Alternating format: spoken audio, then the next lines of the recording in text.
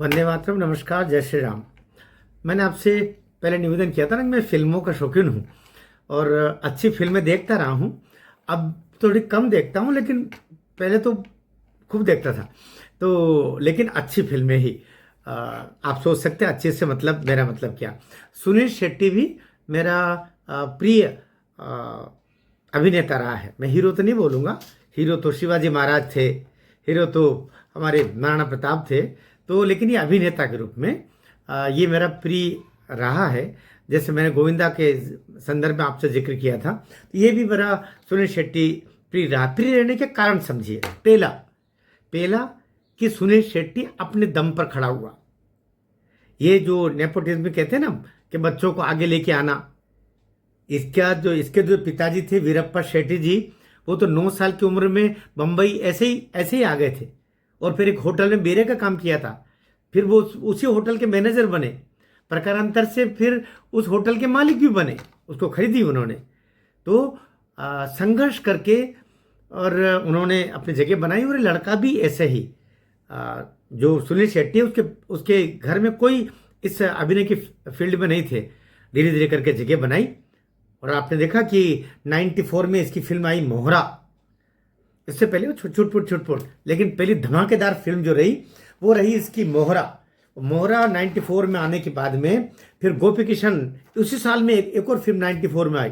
फिर जो सर्वाधिक सितारा इसका चमका, मैं कह सकता हूं, वो बॉर्डर से। बॉर्डर में जो रोल था, अभी आपके आंखों के सामने बॉर्डर का उसका सीन दिखाई दे रहा होगा, युद्ध भूमि का।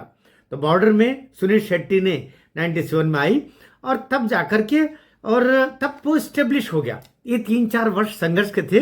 बॉर्डर के साथ ही सुनील शेट्टी, भले ही वो एक मल्टी हीरो फिल्म थी, मल्टी अभिनेता फिल्म थी, लेकिन वहां जाकर के सुनील शेट्टी तय हो गया। हेरा फेरी आई उसके 2-3 साल के बाद 2000 में। धड़कन आई 2000, बढ़िया फिल्म थी ये भी। मैं हूं ना 2004 में, ये भी थी, ठीक ही ठीक रही। लेकिन मैं हूं ना के बाद में ही मैं नहीं हूं जैसी बातें होने लगी कि कालांतर में उसके बाद में 2004 के बाद में कोई धमाकेदार ऐसी चीज ही नहीं आ पाई। अब उसके बाद तो फिर 20 साल हो गया, बीच में कोरोना आ गया, सब कुछ हो गया। होते होते अब वो वेब सीरीज वगैरह वगैरह में कुछ काम करना, ये सब चल रहा था। लेकिन इस बीच एक अत्यंत चिंताजनक, अत्यंत दुखद, अत्यंत सतर्क करने वाली, सारे इस अभिनय के क्षेत्र में जो काम करते हैं उन सब के लिए एक घटना घटित हुई। हंटर सीरीज सुनील शेट्टी की रही है।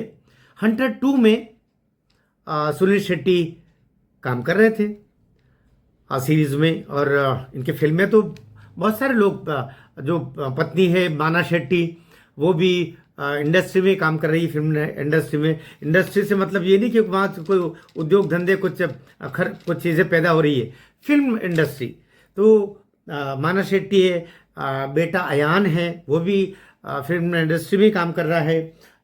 बेटी इनकी है, वो भी इसी लाइन में, अहान शेट्टी, अक्षया शेट्टी, वो भी काम कर रही, अहान भी लड़का भी कर रहा।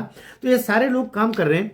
और सुनील शेट्टी को अन्ना नाम से जाना जाता है। ज़्यादातर लोग प्रेम से अन्ना बोलते हैं, क्योंकि ये कर्नाटक के मूलतः रहने वाले हैं। कर्नाटक में 11 अगस्त 1961 को ये मुल्की नाम की एक कर्नाटक की जगह वहाँ पर हुए थे। और पिताजी फिर यहाँ को लेके आ गए, सब कुछ ठीक ही ठीक रहा।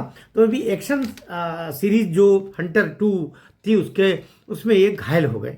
और घायल होकर के बताया जा रहा है कि बड़ी ही गंभीर, वो एक्शन फिल्म में कोई लाठी लेकर के और मारने वाला था, तो सचमुच ही लाठी मार दी।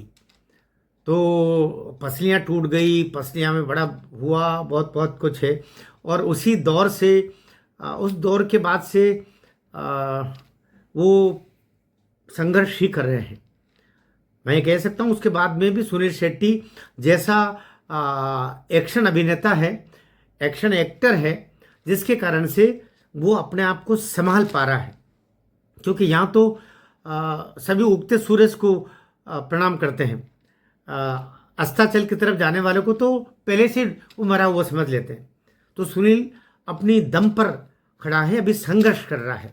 आपके दुआएं भी साथ रहे, और यद्यपि वो ठीक है, खुद आकर के बोले हैं, लेकिन आपकी दुआएं उनके लिए और काम करेगी, क्योंकि कुछ ही लोग हैं जो अपने दम पर खड़े हैं, और जो अपने दम पर खड़े हैं मेरी नज़र में वही बड़े हैं।